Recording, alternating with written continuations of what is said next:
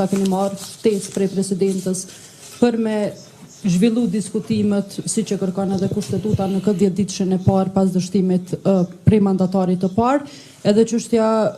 nëse keni marrë ftesë cila datë është të preferueshme për me mbajtur zgjedhjet për juve. Edhe dje pas seancës edhe deputeti Hekuran Murati, mirë po edhe deputetët e tjerë shtruan si çështje problematike aspektin financiar dhe problemeve financiare me cilat mundet me u përballë Kosova në mungesë të një qeverie funksionale të plotë, mirë po në bazë të ligjit për qeverinë, qeveria në dërheqje siç quhet në ligj ka të drejtë mundet me procedu me buxhetin. A mundesh më na tregu se cilat janë mundësitë që qeveria që ju e drejtoni aktualisht me procedu me buxhetin edhe përkundër faktit që nuk mundem me quajt komplet funksional kuvendin për shkak që nuk ka komisione deri më tash të formuara. Faleminderit. Faleminderit për pyetjet. Së pari ne nuk kemi marrë ende ftesë nga zonja presidente, natyrisht që do të konsultohemi me të, e dim që për herën e dytë, eventualisht, është në diskrecionin e saj çështja e mandatarit për formimin e qeverisë, nga ajo çfarë dëgjuam dje dhe në bazë të rrethonave që ekzistojnë,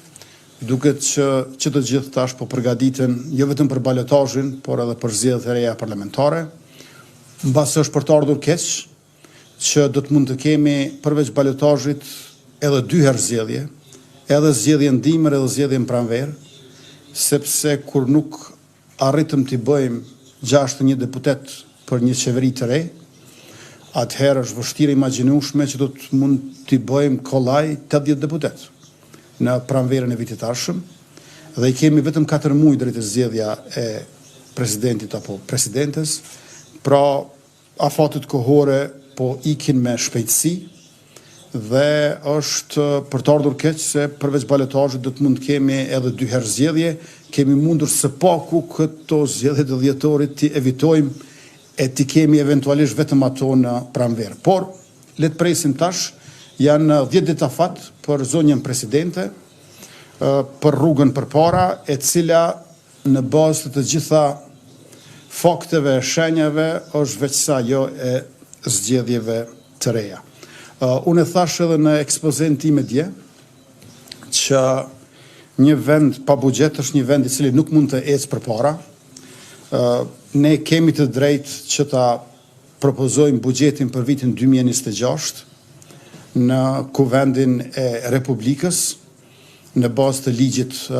mbi qeverinë.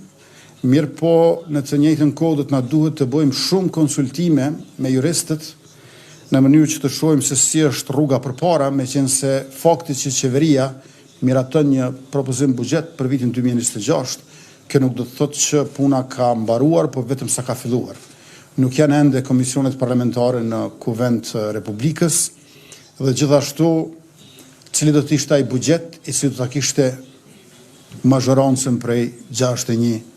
deputetëve, sepse në 2 lexime do t'i duhet edhe buxhetit që të kalojë në kuvend, në të cilin siç e pam dje, qeveria, kabineti i ekzekutivit që propozova unë i morri 56 vota. Pra ka shumë të panjohura për rrugën përpara dhe dita e djeshme i ka shtuar ato.